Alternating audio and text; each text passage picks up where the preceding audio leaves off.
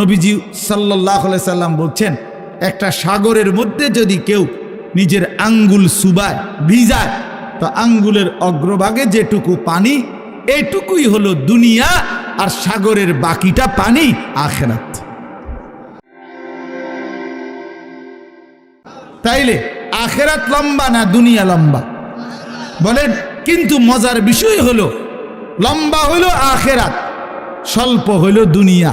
কিন্তু আল্লাহ তাআলা আমার হায়াত, আমার সময় স্বল্প দুনিয়ার জন্যই দিছেন বেশি, আর অনন্তকালের আখিরাতের জন্য আমল চাইছেন অল্প অল্প।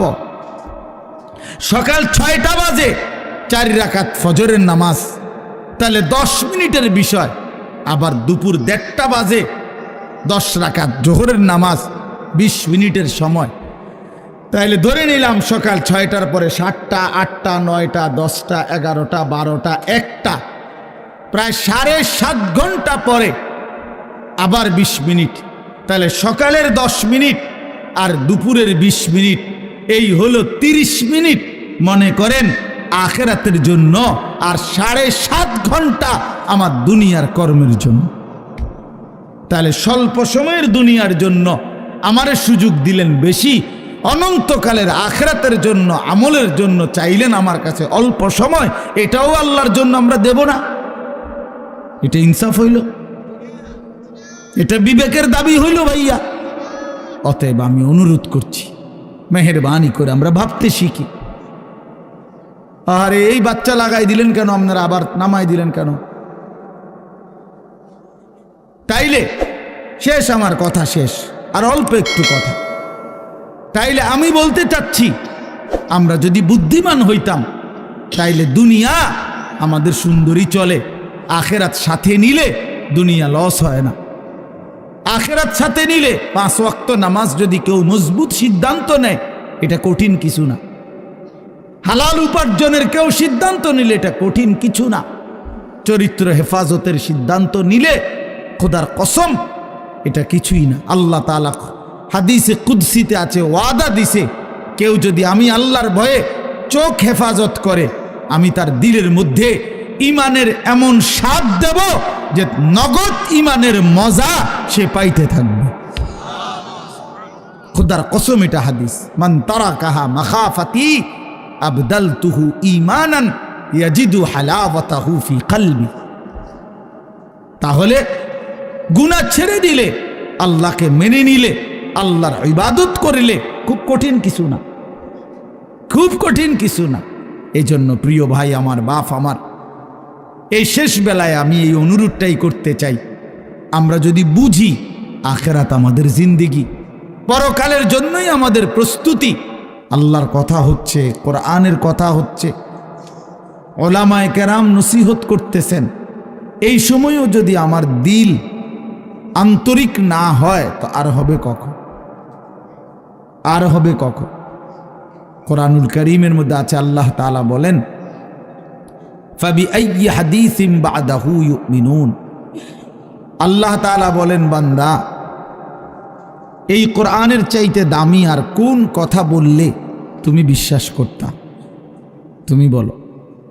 আল্লাহ নিজে জানতে চাচ্ছে আমাদের কাছে। ফাবিআইয়ি হাদিস, 23টা বছর আমি আল্লাহ কোরআন নাজিল করলাম, সর্বশ্রেষ্ঠ ফেরেশতাকে দিয়ে নাজিল করলাম, জিবরাইল, সর্বশ্রেষ্ঠ রাসূলের কাছে নাজিল করলাম, 23 বছর নাজিল করলাম, 30 পারা কোরআন নাজিল করলাম।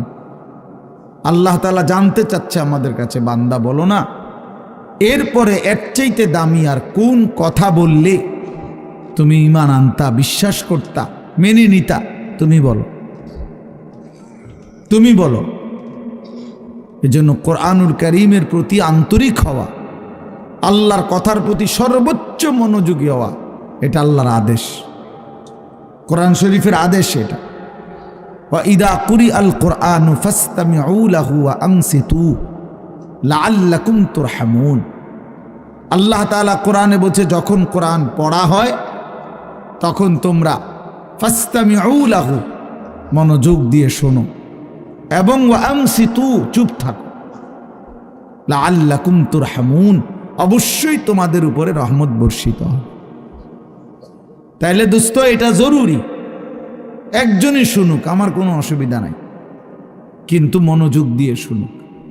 গাফেল কোনোদিন লাভবান হয় না। এ খামখেয়ালি করতেছে, কেন হাসে, কেন কাঁদে। এখন মনে করেন রাত 11টা বাজে, এখন এত রাত্রে বুট খাওয়ার কি যুক্তিকতা? না কথার কথা, ইনসাফ করে বলেন। ভাইয়া মস্কারি করো না, ভাবতে শেখো। একটা বিবেক কি বলে? রাত 11টা বাজে, এটা কি যৌক্তিকতা হইতে পারে? আল্লাহর কথার প্রতি খামখেয়ালি, এই অপদার্থই থেকে যায়। এই জীবনেও কোনোদিন জিন্দেগি সুন্দর হয় না। গাফেলের জীবন কখনোই সুন্দর হয় না। এই খামখেয়ালি আর কি, অবহেলা। কোরআন শরীফে আছে, আল্লাহ তাআলা স্পষ্ট বলছেন, যত লোক জাহান্নামী হবে, সমস্ত জাহান্নামী ব্যক্তির একত্রিত পরিচয় আল্লাহ বলছেন, উলাইকা হুমুল গাফিলুন, এরা মূলত গাফেল। এজন্য ভাইয়া বুট বাদামও খাইও না। আমার কত হলো, অল্প সময় দিল দিয়ে, আন্তরিকতা নিয়ে, নিজের ভালো, নিজের কল্যাণের জন্য আল্লাহর কথা শুনলে বরকত হবে। আল্লাহর কথা শুনলে বরকত হবে। লাআল্লাকুম তুরহামুন, আল্লাহ বলছে মনোযোগ দিলে, চুপ থাকলে আমি আল্লাহ তোমাদের উপরে রহমত বর্ষণ করব, রহমত বর্ষণ করব। কোরআন শরীফে আছে স্পষ্ট, ওমান আযলামু মিম্মান যুক্কিরা বিআয়াতি রাব্বিহি সুম্মা আ'রাযা আনহা, তার চাইতে বড় জালেম, পাপী আর কেউ হইতে পারে না, যার সামনে আল্লাহর কোরআন তেলাওয়াত করা হয় অথচ সে তার থেকে বিমুখ, অমনোযোগী। খোদার কসম আল্লাহ বলছে, সে সবচেয়ে বড় জালেম। ইন্না মিনাল মুজরিমিনা মুনতাকিমুন, আল্লাহ বলেন এমন পাপী, এমন নাফরমান থেকে আমি নিজে প্রতিশোধ নেব, প্রতিশোধ নেব। তার মানে জীবনভর আল্লাহ তাআলা এটা ওয়াদা দিয়ে রাখছে, আমার কথার প্রতি অবজ্ঞা করলা, তোমার প্রতিশোধ আমি নেব, তোমার বরবাদি তুমি দেখবা নিশ্চয়। এই জন্য আমরা আন্তরিক হওয়া চাই আল্লাহর কথার প্রতি। কোরআনুল কারীমের মধ্যে আছে, তাকশাইরু মিনহু জুলুদুল্লাযীনা ইয়াখশাউনা রাব্বাহুম, আল্লাহ পাক নিজে বলছে কোরআনুল কারীমের বৈশিষ্ট্য, কোরআন যখন মুমিন শুনবে তো যাদের কলিজার ভিতরে আল্লাহর ভয় আছে তাদের শরীরের চামড়া পশম সহ দাঁড়িয়ে যাবে, শিহরে উঠবে শরীর, সারা দেহের চামড়া নড়ে উঠবে। আল্লাহর কোরআনের বৈশিষ্ট্য এটা। হাদিসের মধ্যে আছে, আল্লাহর নবী সাল্লাল্লাহু আলাইহি সাল্লাম হযরত আব্দুল্লাহ ইবনে মাসউদ বলছেন, আমি নবীজির সামনে কোরআন পড়ে শুনাইলাম, নবীজিকে শুনাইছেন উনি। তিনি বলেন, আমি 40 আয়াত একটানা নবীজির সামনে তেলাওয়াত করলাম, মাথা নিচের দিকে নামাইয়া। 40 আয়াত পড়ার পর নবীজি আমাকে বললেন, হাসবুকাল আন, এখন থামো। এই লাল শার্ট, এই যে খুঁটির মধ্যে হেলান দিয়ে আছো তুমি সরো এখান থেকে, ফালতু কোথাকার বেটা, ফাইজলামি করো কেন এখানে? তোমারে তো বাধ্য করে নাই কেউ, ফাইজলামি না থামলে বাইরে যাও। মস্কারি করে অনেকে আছে এমন গাদ্দার যে হুজুর আমি কোনোদিন কারো কথা শুনি না, আপনি বললে হবে কি? কথা বোঝেন নাই? সাবধান ভাইয়া, আমার কোনো আপত্তি নাই, তুমি চলে যাও, কোনো সমস্যা নাই। গাফেলকে বলে কোনো দরকারই নাই আমার, কিন্তু আল্লাহর কথার প্রতি মনোযোগী হইতে হবে। প্রতি ঘন্টা আমারও, প্রতি ঘন্টা আপনারও, প্রত্যেক মিনিট আমারও, প্রত্যেক মিনিট আপনারও। যে হায়াত আপনার যায় সেই হায়াত আমারও যায়, প্রত্যেক সেকেন্ড আমারও যায়, আপনারও যায়। এক বুজুর্গকে আমরা কিতাবে পড়ছি, কিমাতুজ জামান ইনদাল উলামা, একটা প্রসিদ্ধ আরবি কিতাব আছে, ওলামায়ে কেরামের নিকট সময়ের মূল্য। ওই বইতে আছে, এক বুজুর্গকে এক ব্যক্তি আইসা বলছে, হজরত আপনার সাথে আমি একটু কথা বলতে চাচ্ছি। হজরত বললেন, কোনো দিনই মাসআলা? বললেন, না, এমনিই একটু কথা বলব। উনি বলছেন, তাহলে তুমি সূর্যকে যেটুকু সময় তুমি কথা বলবো ওইটুকুর জন্য থামায় রাখো। কসম, আমরা কিতাবে পড়ছি।